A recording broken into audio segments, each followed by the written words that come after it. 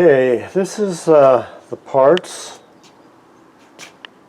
and this is the trap sluice that you've seen us use in the creek. It was very successful in the creek, and you've seen me do some cleanups with it before. So we're going to put all this back together to make it from a creek sluice to a recirculator, and that's what all this is. And then we're going to hook on the bilge motor controller and see how fine-tuned we can get our black sand cleanups. Okay, so this took about 10 minutes to change this head end here from a creek sluice to a recirculator. This screws on the back that screw that whole rack into place. And you can see here I've got my sluice level in there, and it's a little on the fast side because this trap sluice, it runs a little slower than a normal sluice. So we'll see what that does. So we got it here, and I'm going to run a 2,000 here, 2,000 gallon a minute pump right there. And here's my pickup bucket.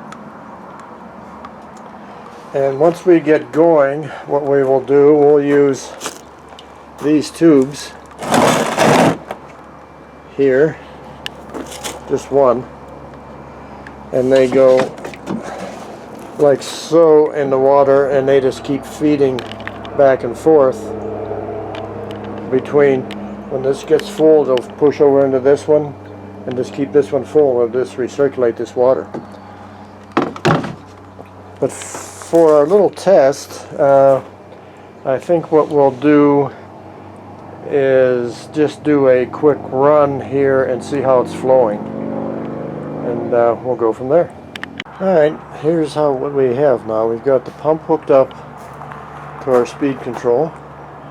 Speed control hooked up to the battery. You hook the pump up first so you'll continuously have a load on it.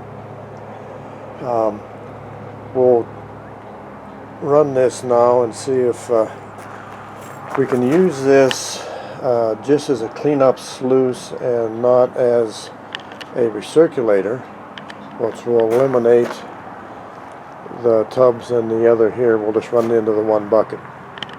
I just buy to help out when I'm using a gallon per hour pump of any kind. This little speed controller is just an amazing piece of equipment. It's made for 12 volt DC up to 30 amps. This will handle. You look over here on this side, there's a switch right here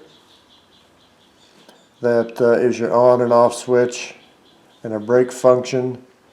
You got your line and load wires here that you hook to your bilge pump and to your battery. The unit itself has some great alligator clips on them. These are really nice. Except I lost it. There it is. Jacketed, plastic coated. They're really good. It comes with this is fused inside in case you bang your positive leads together. But it comes with this little bag, and in this bag are two 30 amp fuses and a little tool that'll you can take with you, and you know, to pull fuses and to take the cover off the bilge pump control. And you can see there's a Phillips screw there. There's the other one. This all came in this, what I believe is an anti-static bag. I'm not 100% sure, but I've got other electronic devices that are in a bag like this. I'm assuming it's anti-static. Comes with a great set of instructions. Tells you how to hook up, what to hook up first. Like what I was saying about the tool and the to change the fuse if it blows if you accidentally bang things together. And that's what that is there. It shows you the hookups here on the instructions, full written instructions. And this is the guy's card, Rob Roy, owner. He's amazing. There's his website. These are only like $59, I think, and what an incredible piece of equipment it is to add. If you're using bilge pumps for anything, for blue bowls or for recirculators or just a multitude of things that we use them for, it's a great device.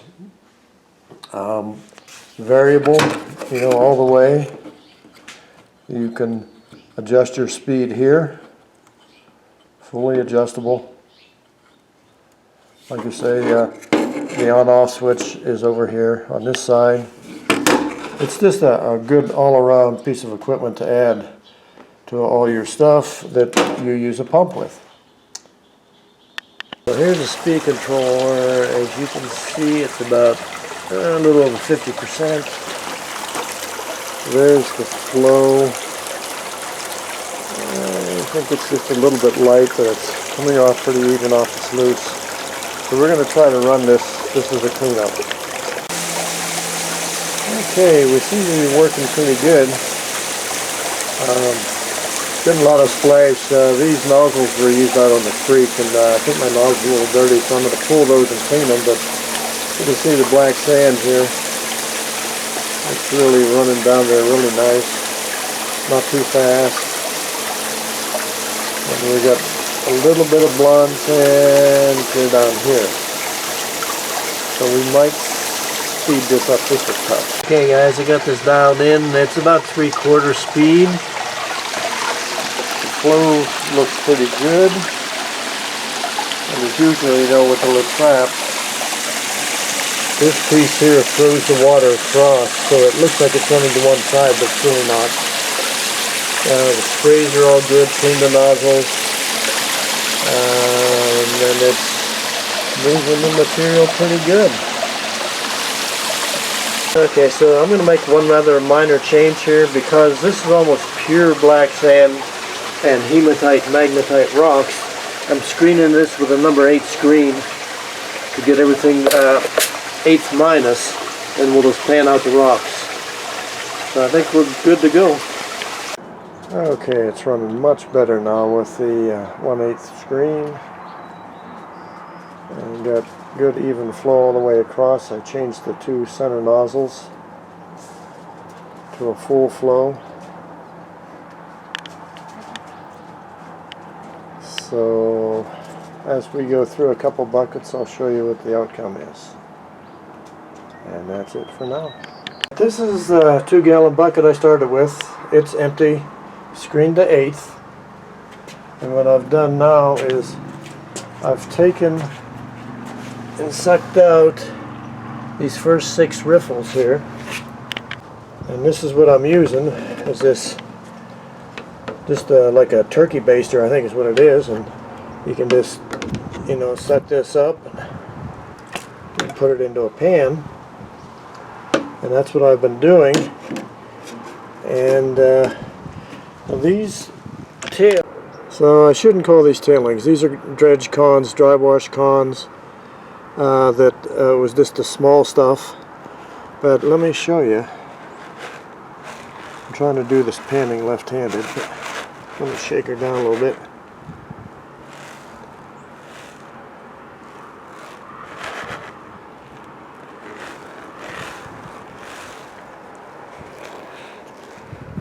It's not as easy as I thought it was going to be to pan. You can see all the lead still in here.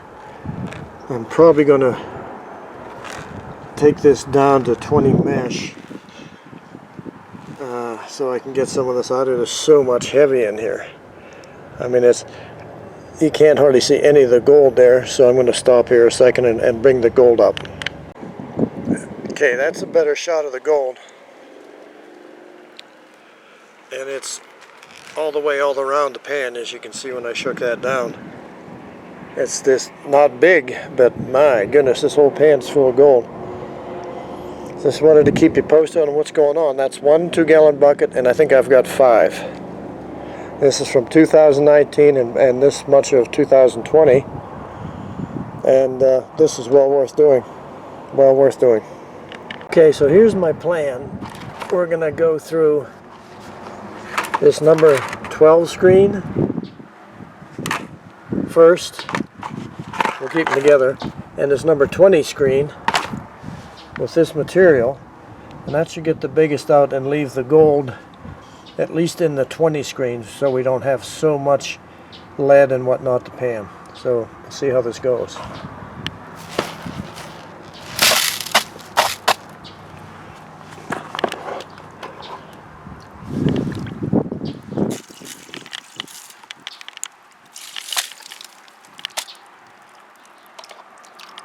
It's almost impossible to get all that out of there. Okay, I'm checking the recovery of the trap here now. I've got these first two just about cleaned out, and there's not been any gold in it. I mean, you can see it's just totally black sand here. So we'll keep going. Okay, guys, I'm sure you can't see this, but there's 3 little micro specks right here. And I've cleaned now, I'm on my 10th riffle. Get this out of here. I've just been cleaning them with this turkey baster, and I've cleaned from the bottom up. This is riffle 10. I got those little specks here. I got nothing from the from the first 9, and that first pan that I showed, there was 1, 2, 3, 4, 5. The top 6 riffles here I've already done. So these more than likely have gold, but this was catching all the way down, clear to the middle of the sluice. I'm really happy with that. So that is really good for a cleanup sluice, you know, not to catch anything below. So I'm going to call this one good, call it quits. I've got 4 more buckets I've got to do, but it's going to be a while before I get to them. I got some other projects I got to do. Got more gold to find. So if you like this video, give it a thumbs up, share, and subscribe. And good luck out there in the field. And may the bottom of your pan be gold all the time.